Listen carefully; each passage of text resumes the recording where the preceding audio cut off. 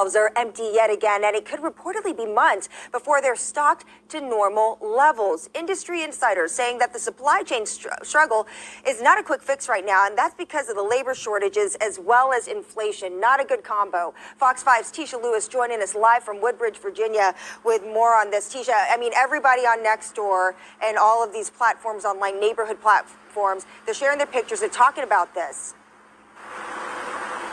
It's all over social media, Angie. You are absolutely correct. Many folks noticing this over the weekend when they did their grocery shopping. A far cry from the good old days. We're talking about empty shelves, empty produce, empty freezers, low on produce, low on fruits and vegetables. Now some grocery stores are turning to off-brands just to keep consumers and get consumers what they need. Now, some of the hard-to-get items include beef, pork, eggs, even maple syrup is what we're hearing from some folks that deal with supply chain management. This comes as the Omicron variant and coronavirus cases continue to rise, fueling a workforce shortage. We're told there's a shortage of truckers, a shortage of workers at the warehouses, plus fewer meat cutters, massive staffing challenges that have reignited supply chain struggles. As you can see in the video and picture, some grocery stores are opting to let shelves go empty, while again others are exploring other brands, less popular brands, hoping to give consumers other options. Angie?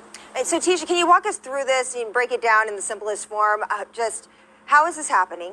How long could it possibly last?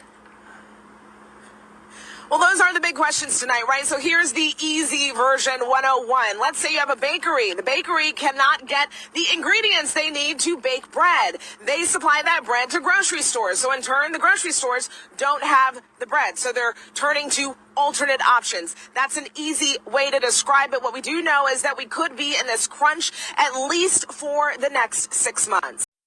As supermarket shelves lay bare. We visited a number of stores, and here's what we found. Shelves looking like this. Not too much on them at all. Compounding this issue, experts are predicting the cost of food will jump even higher this year because of delays and labor shortages. CBS 46's Jamie Kennedy is live with more on this issue. Jamie? Yeah, good evening, Tracy. If you go to Whole Foods, Publix, Trader Joe's, or even Kroger, you'll come out with a bag, unfortunately, a little bit empty, depending on what items you may want to get. Now, a store worker telling me it's all about going in the morning to get more of what you want, but that still might not help. It's a sight that greets many going for their weekly grocery shop, empty store shelves. Just random things I wouldn't think of. Today there was no potatoes. Not a lot of meat. So. With the holidays over, many told me they thought things might look a little better, but still empty shelves persist. I checked out Publix, which was nearly depleted of toilet paper and salad mixes, while over at Kroger, certain vegetables and kids' juice were mainly out of stock. There was a few produce items I couldn't find, which is annoying. And the news gets worse. Research firm IRI predicts a 5% rise in food costs thanks to higher labour, packaging, shipping and logistics costs. A lot of families telling me they are now having to strategize their trips and think on the fly, even visiting multiple locations in the hopes of finding certain items at the right price. Just off the top of my head, yeah, I'm getting a little more things in some other places now just because this trip didn't go as planned. But make workarounds and make it work, yeah. Supply issues have been plaguing the country for over a year. Pop-up ports are being utilised in Georgia to help the port of Savannah catch up, with success according to officials. Many industries are also dealing with worker shortages, such as trucking companies which supply grocery stores thanks to the new Omicron surge. This is